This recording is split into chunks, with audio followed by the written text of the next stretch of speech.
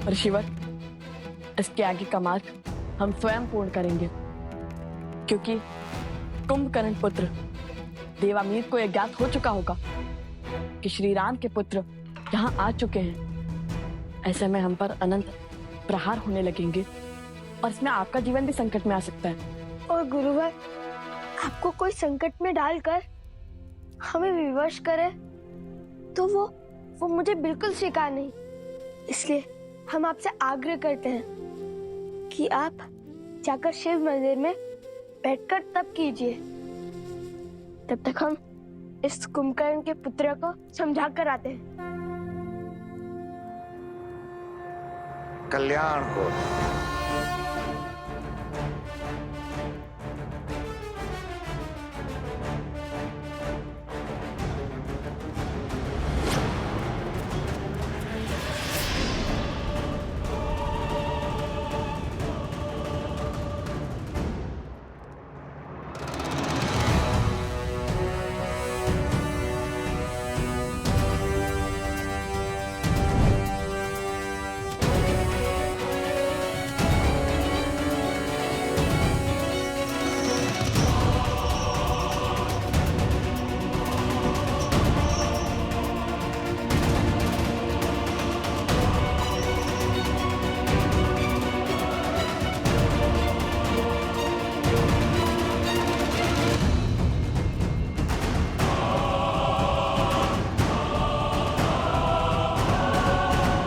चिंता की कोई बात नहीं है माँ।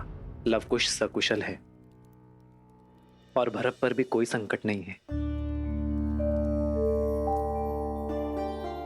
मेरे भरत ने युद्ध जीत लिया है और मैंने भरत को उसी क्षेत्र में उसके 2 पुत्रों के नाम से राज्य तक्षशिला और पुष्कलवती स्थापित करने का आदेश दे दिया है। राज्य के निर्माण के पश्चात वो लौट आएगा माँ।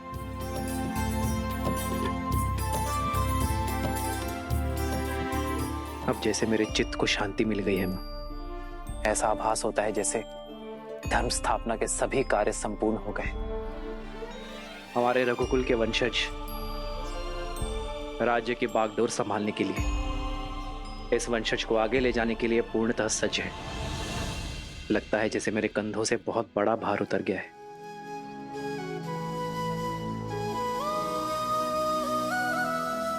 श्री राम श्री राम श्री राम श्री राम।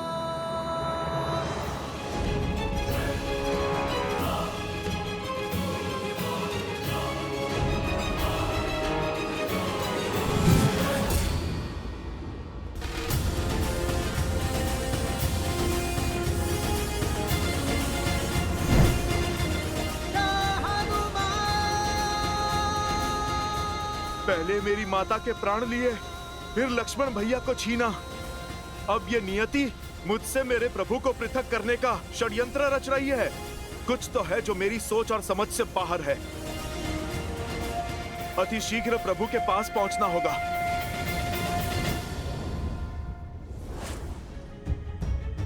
प्रणाम ब्रह्मदेव। काल पुरुष को रिक्त हाथों लौटना पड़ा क्योंकि हनुमान अयोध्या की ओर अग्रसर हैं। हनुमान के होते श्री राम अपना देह कैसे त्यागेंगे? समाधान समस्या में ही छिपा है इंद्रदेव। हनुमान किसी की नहीं सुनेंगे सिवाय श्री राम के। तो अब क्या किया जाए ब्रह्मदेव?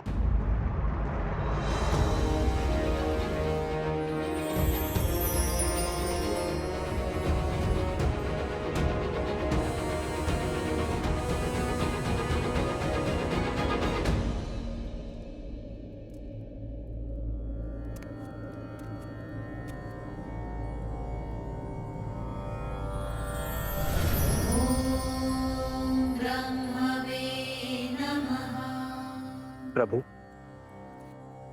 इस समय आप यहाँ बताइए किस प्रयोजन से आए हैं? एक समस्या है श्री राम, जिसका समाधान समस्या में ही छिपा है। हमारे संकट का निवारण आप हैं श्री राम। मैं उसी दुविधा के हल के लिए यहां उपस्थित हुआ हूं, जिसके लिए आप भी चिंतित हैं, हनुमान।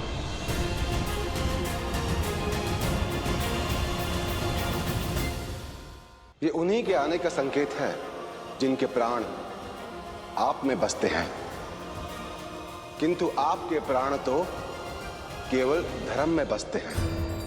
जिस धर्म के पथ पर चलकर आपने अपने ही अनुज लक्ष्मण को मृत्यु को पाने की आज्ञा दे दी, जिस धर्म की ज्योत को प्रज्वलित रखने के लिए देवी सीता ने अपने प्राण त्याग दिए, उसी धर्म को आगे बढ़ाने के लिए, जीवन चक्र को आगे बढ़ाने के लिए, नए युग के आगमन के लिए, त्रेता के अंत और द्वापर युग के शुभारंभ के लिए आपको जाना होगा प्रभु, ताकि आपका अगला अवतार इस धरा को तृप्त करे और संसार को नई सीख दे।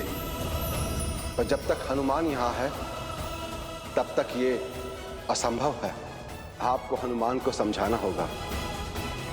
कैसे, ये तो आप जाने, किंतु करना आपको ही होगा प्रभु।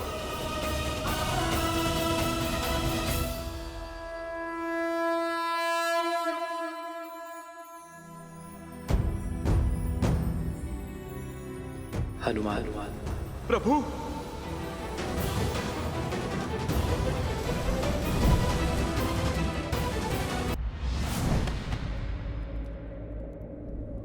प्रणाम प्रभु। हनुमान, मैं तुमसे कुछ बात करना चाहता हूं। इस तुच्छ भक्त में इतना सामर्थ्य तो नहीं कि मैं आपसे कुछ कह सकूं, किंतु मैं इतना अवश्य समझ चुका हूं कि कुछ तो घट रहा है जो मुझसे छुपाया जा रहा है। प्रभु, कोई तो सत्य है जिसे मुझसे पृथक रखा जा रहा है। इसलिए प्रभु, मैंने निर्णय लिया है कि अब मैं आपको एक क्षण के लिए भी अकेले नहीं छोड़ूंगा। मेरे नहीं होने पर उस काल के पग अयोध्या तक पहुंचे, किंतु अब मेरे रहते वो काल इस अयोध्या में पग धर के दिखाए। ये चुनौती है मेरी उस काल को। अब काल का काल बनेगा ये हनुमान।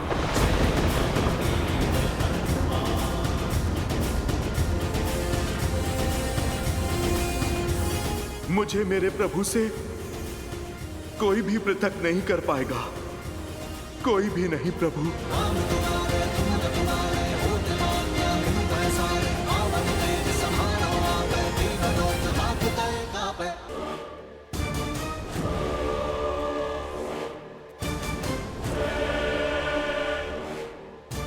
तो तुम हो उस राम के पुत्र, तुम भी उसी की भांति तुच्छ दिखते हो। निर्बल बनवासी से तुम्हारे पिता राम ने मेरे पिता की हत्या की। संसार समझता है वो महान है, वो बहुत बड़ा योद्धा है, किंतु सत्य तो ये है कि उस राम में इतना सामर्थ्य नहीं, वो इतना महान नहीं कि बल से मेरे पिता श्री कुंभकर्ण और पितामह रावण को मार सके। छल किया था उसने, छल।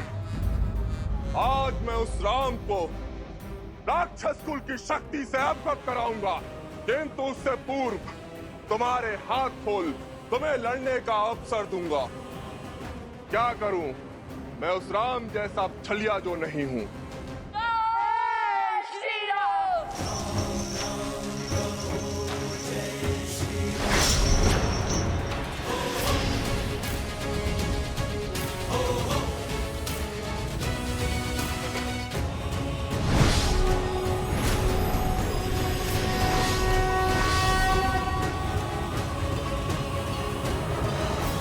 बंदी बना लो इन्हें।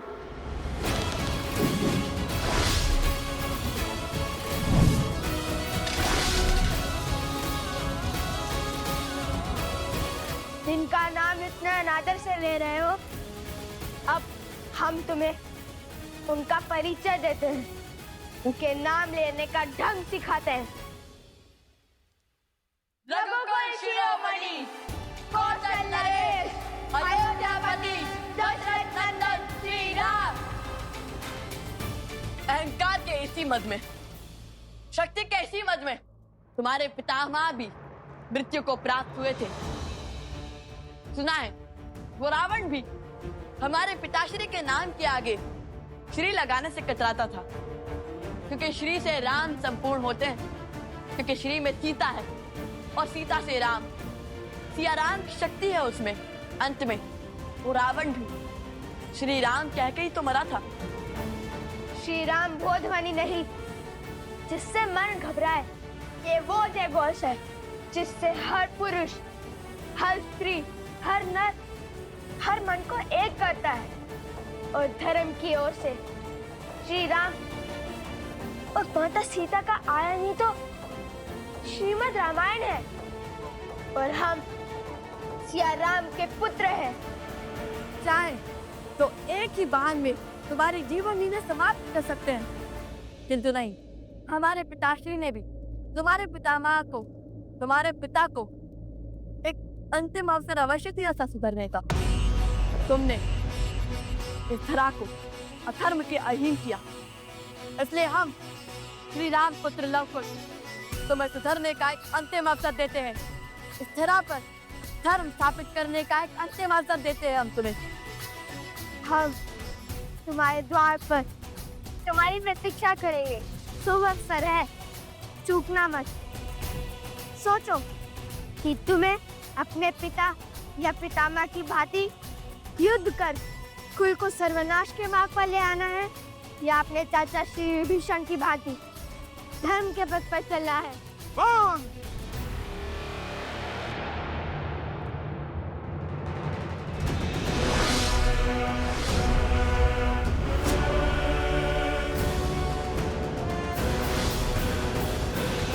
बल था, विश्वासघाती था वो विभीषण, जो शत्रु के आगे नतमस्तक हो गया। उसके मार्ग पर चला तो जीवन भर अपने पिता के बलिदान की पीड़ा नाग बनकर ढकती रहेगी मुझे।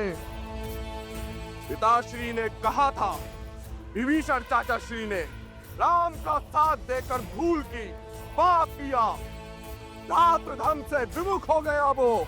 संसार तुम्हें सदा विश्वासघाती के रूप में स्मरण रखेगा। रावण का भेदी कहेगा, घर का भेदी कहेगा।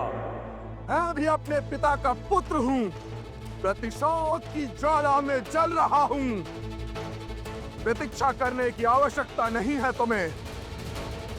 हाँ, यदि तैयारी के लिए समय चाहिए तो बता दो। अगले पहर के पश्चात मैं अकेला युद्ध भूमि में खड़ा मिलूंगा तुम्हें। यदि तुम दोनों ने मुझे हरा दिया तो मेरी यह असुर सेना जीवन भर विभीषण के साथ मिलकर तुम्हारे राम के मार्ग पर चलेगी। किंतु यदि मैंने तुम दोनों को हरा दिया तो संपूर्ण अयोध्या में असुरों का राज होगा। और लगाओगे धन के लिए अपने पिता का सिंहासन दांव पर। यदि है सामर्थ्य, अपने बल, अपने रथ, अपने कुल पर विश्वास, तो उतरो युद्ध भूमि में, ना मुझसे। देखो, मैंने भी अपना राज्य दांव पर लगाया है, फिर तुम्हें किसने रोका है?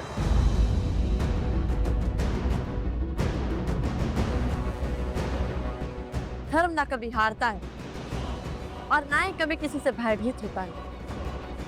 हम शर्त के पास में नहीं बनते, किंतु एक वचन अवश्य देते हैं। शीघ्र ही इस स्थान से तुम्हारी अधर्म की सत्ता का अंत होगा। यहाँ धर्म का संचालन होगा। जय सिया राम।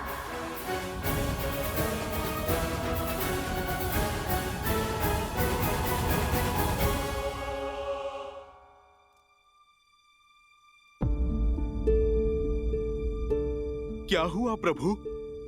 कहीं इस सेवक की बातों से आप आहत तो नहीं हो गए? ऐसी कोई बात नहीं है हनुमान। दिन चाहे जैसे हो, उसे ढलना होता है। उदय होना, संसार को प्रकाश देना और फिर अस्त हो जाना, यही सूर्य की नियति है। नियति ने जो कुछ भी रचा है उसका पात्र बन जाना ही जीवन है। हाँ, अपनी नियति तक पहुंचने का मार्ग कदाचित भिन्न हो सकता है, किंतु उसे बदला नहीं जा सकता हनुमान, फिर चाहे वो हमारे लिए कितना ही दुखदाई क्यों ना हो। प्रभु, आपसे बड़ा ज्ञानी कौन है? मैं तो ठहरा मोटी बुद्धि का वानर। मैं बस अपनी समझ के अनुसार यही कह सकता हूं कि यदि किसी भी पुत्र से पूछा जाए कि उसके माता पिता की छाया उसके सर से उठा ली जाएगी और वो बस वहां पर खड़ा देखता रह जाएगा, उसे तो बुरा लगेगा ही ना। प्रभु, इन आंखों से मैंने अपनी माता को धरती में समाते देखा। यदि ये हनुमान अपने पे आता तो भूमि देवी को भी बांध लेता। प्रभु, वो मेरी माता की आज्ञा की अवहेलना होती और मेरी माता की माता का अपमान। बस मैं विवश खड़ा देखता ही रहा। मैं उस पीड़ा के सागर से उभर भी नहीं पाया कि उस काल के पैर इस अयोध्या में फिर पड़े और अपने लक्ष्मण भैया को अपने सामने इस संसार से जाते देखता रहा। प्रभु, तब भी आपके आदेश और लक्ष्मण भैया के हट के आगे मैं हार गया। प्रभु, पर अब इस हनुमान की धैर्य की सीमा चूक गई है और अब मैं ये स्वीकार नहीं करूंगा कि मेरे रहते मेरे प्रभु श्री राम या रघुकुल के किसी भी सदस्य पर कोई भी समस्या आए। प्रभु, मैं स्वयं काल के समक्ष खड़ा हो जाऊंगा, चाहे इसके लिए ये नियति मुझे कोई भी दंड दे।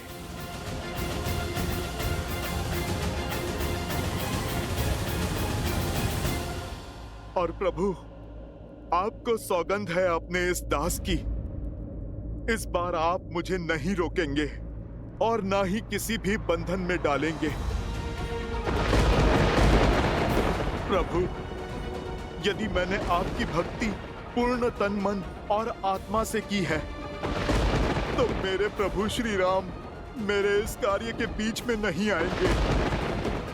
प्रभु, आपको मेरी सौगंध है।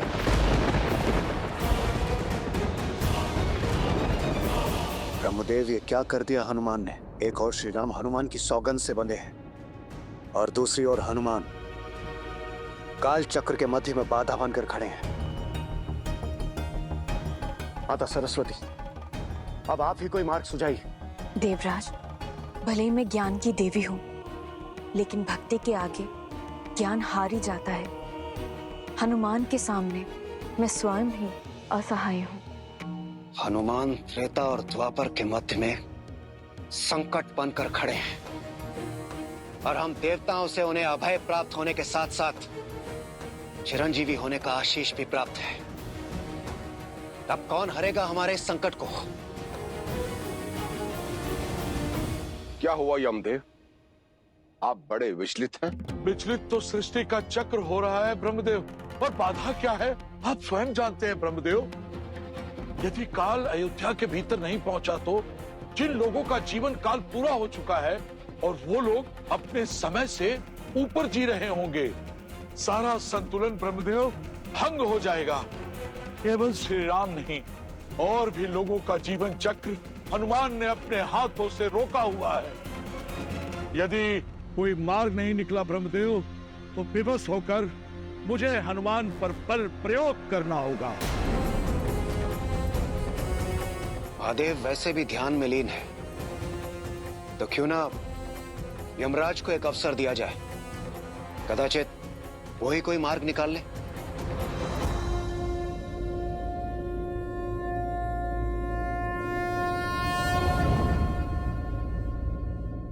हनुमान अपने हट पर अड़े हुए हैं तो हमें भी अपने कर्म पर टिके रहना चाहिए। अनुमति है यमदेव? तो आज अयोध्या में काल प्रवेश करके रहेगा। मैं अपने सर्वश्रेष्ठ यमदूत को अयोध्या भेजूंगा